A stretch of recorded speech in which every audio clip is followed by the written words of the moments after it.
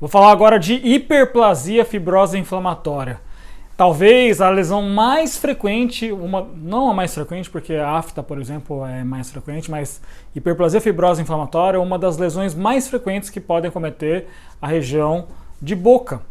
E essas lesões de hiperplasia têm uma característica bastante importante, que é um fator traumático. Geralmente tem relação com trauma. Ou uma prótese mal adaptada, seja ela total, removível, ou uma mordida mesmo. Qualquer fator traumático de baixa intensidade ou até alta, mas que perdure por um tempo, pode provocar a formação dessas lesões hiperplásicas. Como eu gosto, durante as aulas de graduação, falar, é importante saber o nome, hiperplasia, o que seria? Seria o crescimento, aumento do número de células, fibroso, porque pode estar relacionado com o aumento da população fibroblástica, inflamatória. Existe um componente inflamatório que está relacionado com um fator traumático. Então essa lesão, essa nomenclatura é muito importante você entender para facilitar, identificar a lesão e facilitar, assim, não decorar, mas entender o que está acontecendo nessa lesão como um todo. Então eu vou começar com um caso clínico, bem ilustrativo, um caso clínico bem exuberante, na verdade. Esse caso clínico eu tive a oportunidade de atender na Prefeitura de São Paulo, onde eu faço a estomatologia no Centro de Especialidade Odontológica no Itaim Paulista, e era uma lesão que veio nessa situação, um nódulo extremamente grande, que o paciente, segundo o relato da paciente, tinha 6 meses de evolução. E para chegar nesse tamanho, é claro que a gente não pode confiar 100% no que o paciente nos fala, mas esse tamanho de lesão, pegando quase praticamente mais da metade do palato, uma lesão de 5, 6 centímetros de diâmetro, para 6 meses de evolução é um tempo relativamente curto, a gente considerando. Então, num primeiro momento, com o relato do paciente, com as características que a paciente veio. Por que essa paciente veio nos procurar? Porque ela estava incomodada até esteticamente, óbvio, porque a paciente não conseguia mais fechar a boca de maneira normal, e quando ela andava na rua, ela falava, todo mundo acabava percebendo que ela tinha alguma coisa bem extensa na boca. Então ela nos procurou tanto pelo fator estético, também estava atrapalhando a alimentação no caso. E como o tempo de evolução era relativamente pequeno, isso nos trouxe uma preocupação inicial importante, Nossa, uma lesão cresceu assim em 6 meses, gera uma preocupação. Só que com o exame clínico do caso, a gente começou a ficar mais tranquilo. Primeiro, porque a gente viu que era uma lesão extensa, e na hora que a gente manipulou a lesão, a gente viu que tinha esse pedículo. Ela tinha esse pedículo que torna, geralmente, essa característica de base pediculada, geralmente é um indicativo de uma lesão benigna, uma lesão reacional. Então esse é um detalhe muito importante de você avaliar durante seu exame clínico, durante a anamnese. E durante o mesmo exame clínico a gente observou, que no rebordo alveolar, na região posterior, tinha a presença de um dente, um resto radicular. E aí eu já fiquei bem mais tranquilo, bem mais sossegado, que era uma lesão reacional, muito provavelmente relacionada com esse resto radicular e provavelmente algum outro tipo de trauma. A gente vê que era uma lesão que tinha esse pedículo importante, uma lesão extensa e a associação com o resto radicular. Aí que a gente parte, depois que a gente fez o exame clínico bem feito, uma anamnese anterior ao exame clínico, a gente parte para o exame radiográfico, e na radiografia panorâmica a gente vê mesmo a presença de um resto radicular que provavelmente tinha uma relação muito importante com o desenvolvimento dessa lesão. Então, aqui seria o pós-operatório imediato, A gente eu fiz essa cirurgia logo na primeira consulta que o paciente chegou, porque a queixa da paciente me sensibilizou, eu falei, vou ajudar essa paciente, e já na primeira consulta realizei a cirurgia. Aqui você não consegue, não sei se você consegue observar bem, mas foi feita sutura em massa, porque era uma lesão que, apesar de pediculada, Provavelmente a alimentação dela, de vaso sanguíneo, era uma alimentação significativa para ela crescer daquele tamanho, né? Tinha muitos vasos, então o sangramento foi extenso, não foi um sangramento tão fácil de ser controlado. Aqui só o macroscópico, né, comparando com a lâmina de bisturi, o resto radicular da lesão totalmente removida. E aí o que a gente imagina? Eu falei, vou fazer a remoção cirúrgica dessa lesão e provavelmente essa lesão vou ter que reintervir. Né? Uma semana depois, o pós-operatório de uma semana, 7 dias, ela voltou dessa forma. E aí eu pensei comigo, né? Provavelmente pensei comigo e falei para o paciente, a gente vai ter que marcar mais um dia, vamos esperar um mês para que a gente faça uma nova cirurgia e aí resolva o seu problema. Então a gente agendou o paciente para depois de um mês, depois do pós-operatório de 7 dias, e aí um mês depois ela veio assim. Então aquilo lá era provavelmente um tecido de granulação ainda, que estava... um grande processo inflamatório, que a gente tem que lembrar que todo processo cicatricial tem um processo inflamatório envolvido, né? A cicatrização é uma parte do processo inflamatório, e aqui existia um processo inflamatório bastante intenso que parecia que haveria necessidade de uma reintervenção. Então essa lesão inicial, né? E a lesão um mês e 7 dias depois da cirurgia. E a hiperplasia fibrosa inflamatória, então vamos falar dela, que ela é uma lesão muito, muito comum. Essa era uma hiperplasia fibrosa inflamatória muito exuberante, normalmente ela não se desenvolve dessa forma, né? Uma lesão de hiperplasia de livro. Como que foi descoberto, né, que era uma hiperplasia? A gente mandou para o laboratório mandou analisar anatomopatológico como hiperplasia fibrosa inflamatória. Um dos meus diagnósticos diferenciais também recaiu também sobre granuloma piogênico, né, que era uma lesão extremamente sangrante. Então, o diagnóstico diferencial dessa lesão foi sobre hiperplasia fibrosa e granuloma piogênico, que a gente também vai ver numa aula seguinte. Então, ela também tem alguns sinônimos, a hiperplasia fibrosa: epúlide fissurada, tumor por lesão de dentadura ou epúlide por dentadura. Lembrando, o que significa epúlide? Epúlide é um crescimento ou um tumor da gengiva ou da mucosa alveolar. Lembrando, né, por que gengiva? Gengiva é quando a gente tem a presença de dentes. Mucosa alveolar é aquela mucosa em que já é edêntula, né, desdentada. E qual a relação, né? Por que se desenvolve geralmente as hiperplasias fibrosas inflamatórias? Geralmente por bordas de uma prótese total ou parcial mal adaptada, além de traumas ou mordeduras.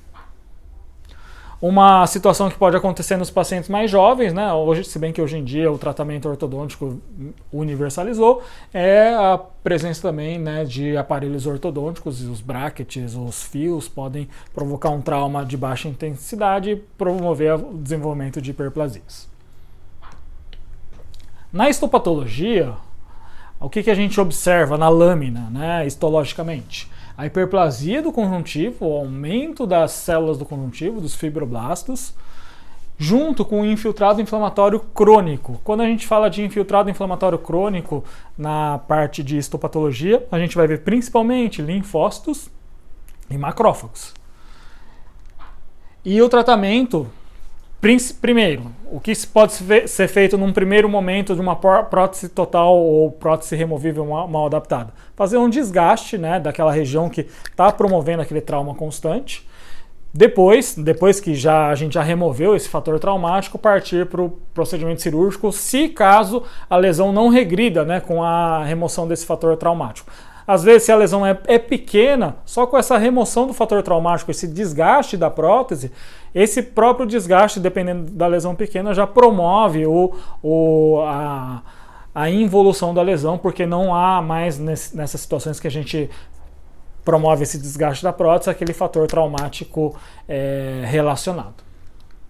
Então aqui mostrando um caso de uma hiperplasia na região de maxila, onde é muito comum também a presença dessas hiperplasias, muito devido a qual dente que são perdidos por último, né? Geralmente os pacientes perdem, são a bateria de dentes anteriores e inferiores. E aí, com essa mastigação, com a oclusão de dentes naturais com prótese total, em muitas situações, desenvolvimento de hiperplasias na região de maxila ou fundo de vestíbulo na região superior, anterior. Então esse é o caso, né, de uma prótese já antiga, em que ela, com a oclusão dos dentes naturais, promoveu a formação, né, ou dessa lesão hiperplásica. Por que chama fissurado, epúlide fissurado? Porque geralmente essas lesões têm uma bilobulação devido a essa separação que acontece dos lóbulos devido ao trauma da prótese.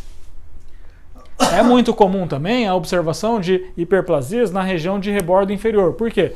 Rebordo inferior, geralmente, ele reabsorve com uma grande intensidade. E as próteses totais inferiores têm essa característica, né, de maior dificuldade de confecção por conta da presença da língua, que a língua está movimentando a todo momento, e além da presença dessa intensa reabsorção de osso alveolar que promove uma facilidade, né, de desenvolvimento dessas hiperplasias ou desajuste das próteses totais.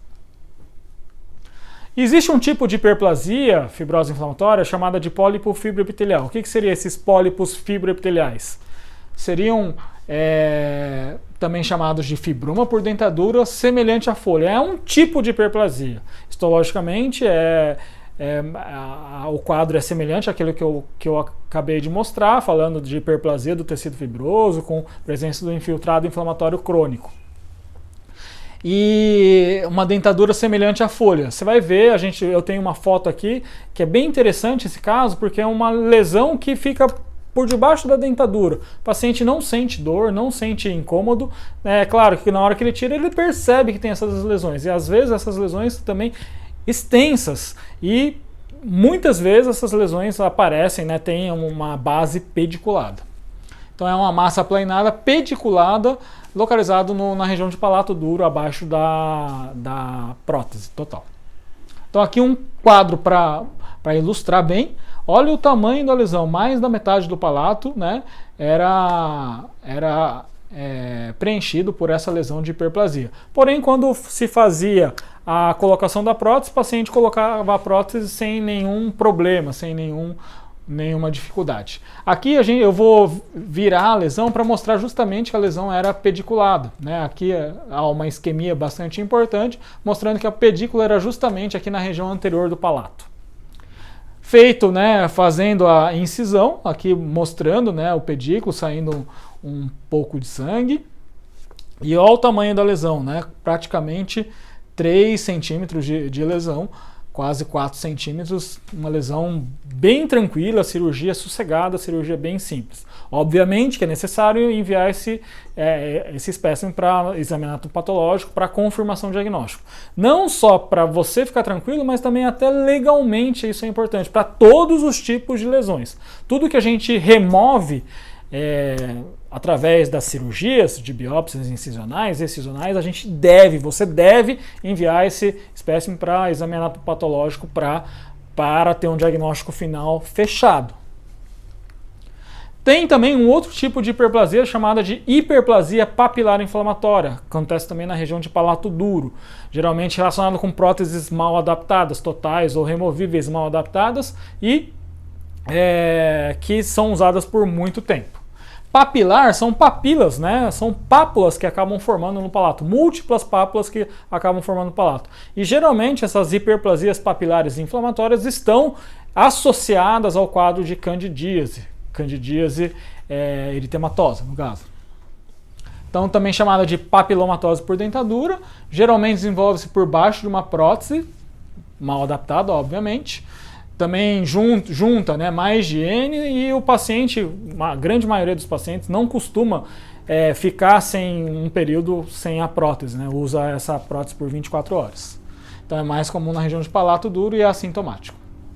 Detalhe muito importante desse quadro histológico é o quadro de hiperplasia pseudoepiteliomatosa. O que é pseudo? Falso, né? Então não é uma hiperplasia de epitélio significativa, porque ao exame histológico, por que fala pseudoepiteliomatose? Parece até uma lesão neoplásica maligna, que o epitélio está crescendo lá para o tecido conjuntivo, está invadindo o conjuntivo.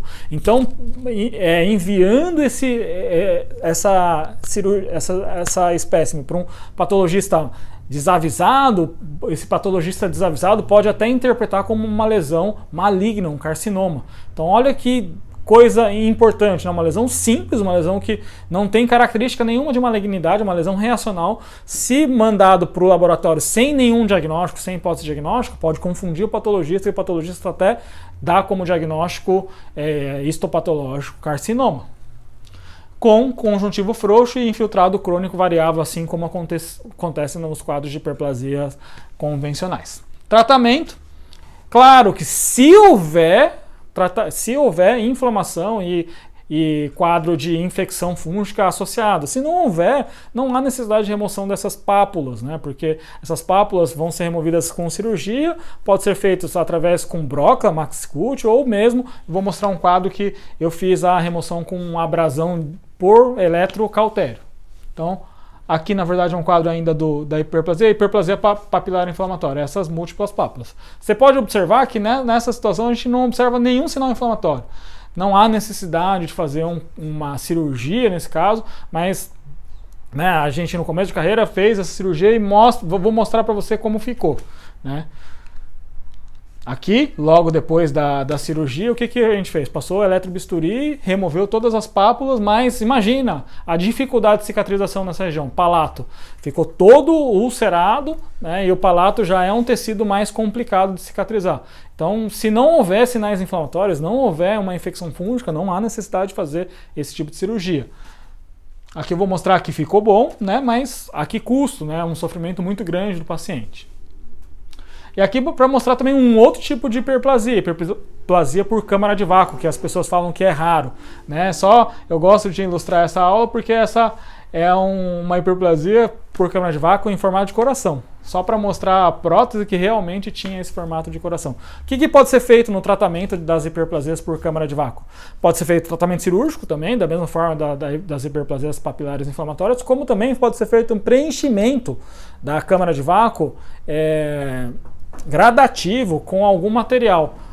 Num princípio pode ser realizado com pasta lisando, por exemplo, né, pasta zinco-enólica, que é utilizado para moldagem, ou qualquer outro material que você tenha, ou resina acrílica mesmo, né, que é o material que é utilizado na base da prótese. E por último, a hiperplasia gengival inflamatória. Essa hiperplasia gengival inflamatória tem relação com muitos fármacos, mas eu vou enumerar aqui num princípio 3, né, principais: fenitoína, que é um anticonvulsivante, bloqueadores dos canais de cálcio, a nifedipina e a ciclosporina, que é um imunossupressor. Só são essas medicações que causam hiperplasia? Não, são muitas outras. Por que eu enumerei essas 3 principais? Até porque a gente, quando vai ter questões de prova, questões de concurso, essas questões são muito pedidas. Quais as medicações que podem causar hiperplasia gengival inflamatória?